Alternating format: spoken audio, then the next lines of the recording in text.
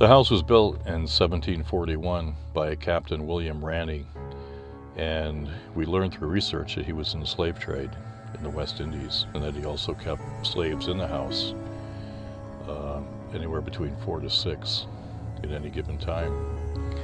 The house was in the Ranney family for about 50 years before it was the Ranneys married into the Butler family, and the house stayed in those two families until about 1840, when it was sold to an outside party.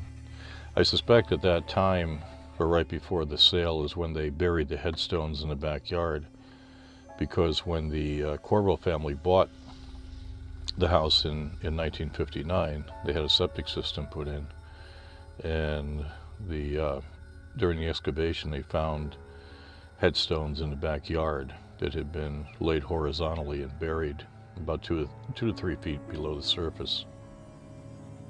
The homeowners lived in the house since 1959, and there wasn't much paranormal activity that they could really identify. Occasionally a door would open or close, sometimes something would move, but they attributed it mostly to just living in an old house. A few years ago, Mark had a tenant in an apartment in the house who was involved in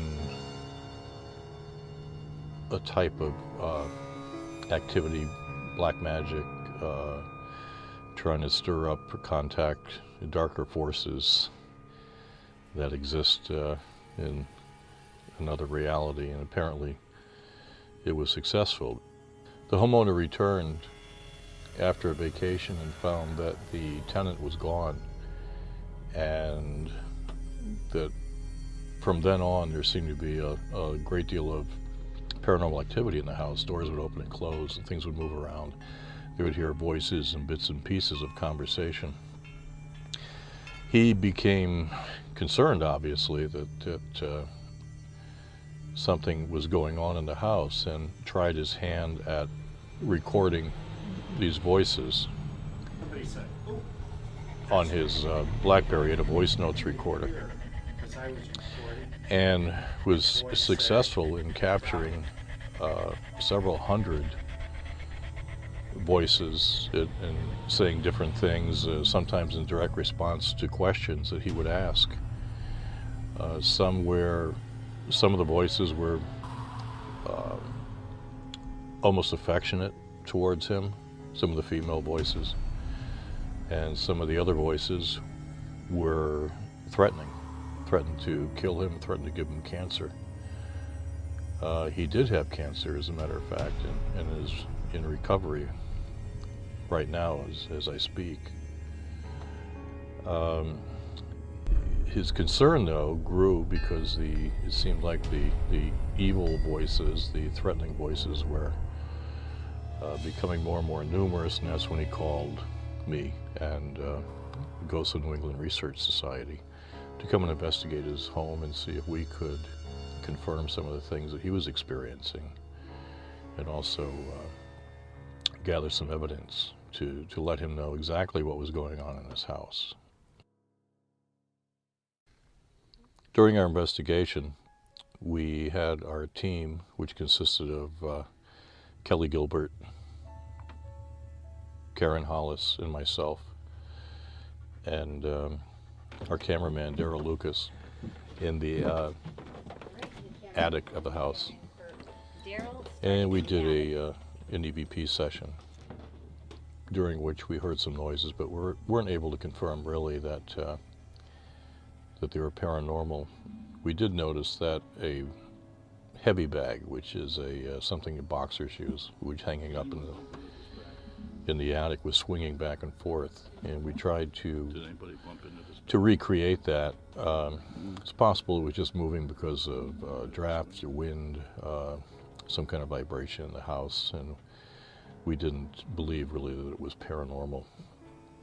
On moving into another room where there had been an actual voodoo symbol found of a voodoo character called Papa Legba, Karen asked if there was a spirit there by the name of Becky, because that is one of the voices that the homeowner had captured at one point.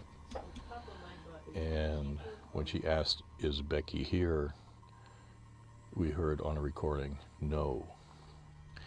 Also, Kelly, our camera person, was having trouble with the camera. To describe a decoding machine before. It just did processing, low battery, and died. Really? Yeah. Before, we had a full battery and it was at like a quarter most of the time up here. But yeah, that just finished. We moved down into the second floor bedroom where the homeowner had reported that someone, a spirit, in fact, full body apparition that he and his wife had both seen, had been tampering with her jewelry at one point and rustling around in it, making noise at night. They'd witnessed this on a few occasions.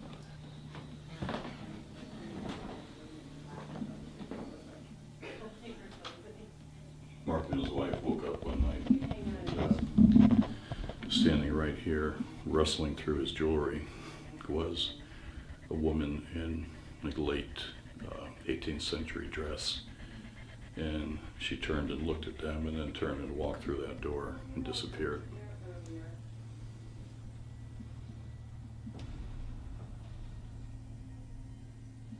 What's through the door? Closet. Although I think that probably originally it was, yeah, this is, the house was all connected. There's an apartment over there now, but this is what woke them up. They heard this and it woke them up.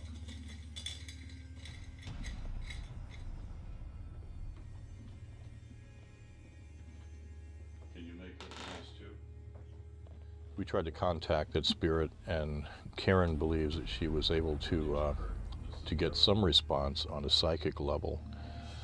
We weren't able to pick up anything on an audio, with audio equipment at the time. We then moved into the basement and with the homeowner and asked a series of questions.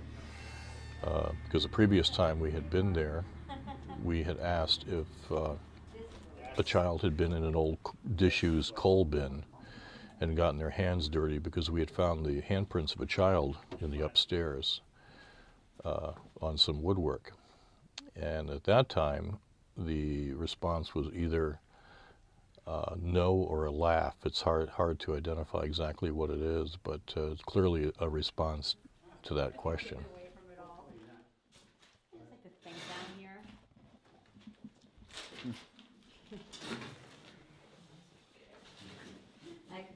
This really, if you think about it, is kind of another, we get a lot of water flow through the wall. Now this time Karen was able to contact a spirit by the name of Becky and channel her information to us. A young girl who was about 5 years old, and that her mother had become very ill, and her father had taken her to the doctor. And her mother never came back, and Becky was still waiting for her mother after all these years to come back. Didn't realize that her mother had probably passed away. Becky, as far as she knew, was still staying with her aunt.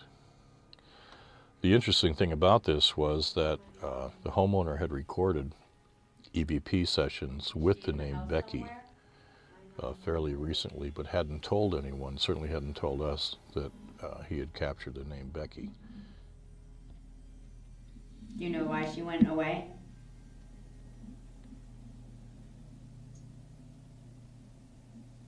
She was sick and my daddy took her to the doctor.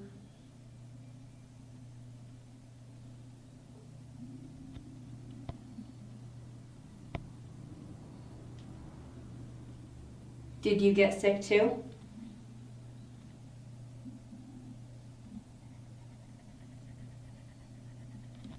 No.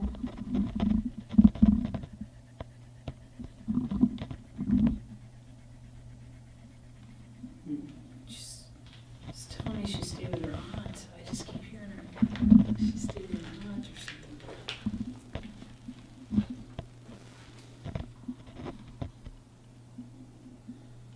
Becky, do you go to school?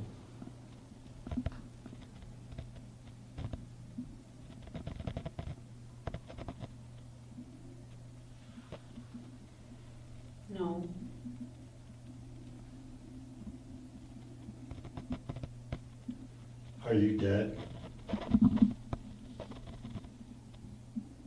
I don't think so, silly.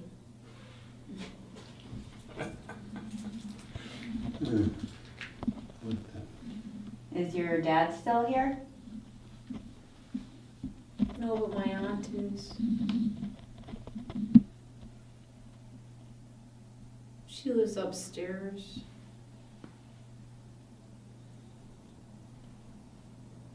What's her name? Aunt what?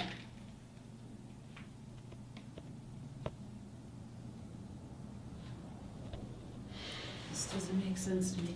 I thought I'd heard her say, like, it almost sounds like Carol or C. So we look at that as a possible confirmation that there may have been some contact there with our psychic. All right, so the second part of the investigation, we had a different crew come in, and it was Pat Murphy, Tom Hummel, and Tony Papa, along with myself, Kurt Knapp, and Darrell Lucas on the camera. We went immediately to the attic, and there was a crawl space near the attic where the homeowner claimed that he had gotten quite a bit of electronic voice phenomena, felt a presence there. So Pat asked a series of questions in the crawl space, and one of the last things he said was, to show us you're here, can you move that bag in the other room of the attic? Give it a really good shove. And he asked a few more questions after that, and we proceeded down the hallway back towards the other part of the attic, almost forgetting that he had asked that question. And there was the bag swinging back and forth like a pendulum, maybe 6 inches or so on each side of the arc, which is really startling because there's no way that that could have possibly happened through air current, house vibration. We suspect that that was some genuine paranormal activity. We tried our best to recreate that. We stopped the bag, we shook the rafters, we stomped on the floor, we did a number of things like that, and we're not able to move the bag or have it move like that. We then went through the rest of the attic, asked some more questions, and then proceeded directly down to the basement. And Pat set up a still camera and took some pictures of the walls of the cellar and was able to capture what appears to be shadow figures. Shadows, of course, are always open to question on what they really are. We tried our best to recreate the circumstances with available lighting on the cameras, just in case someone had been behind Pat, and we were unable to. So we kind of leave that as an open question what that was, although one of the pictures is pretty startling in itself, as you can see here.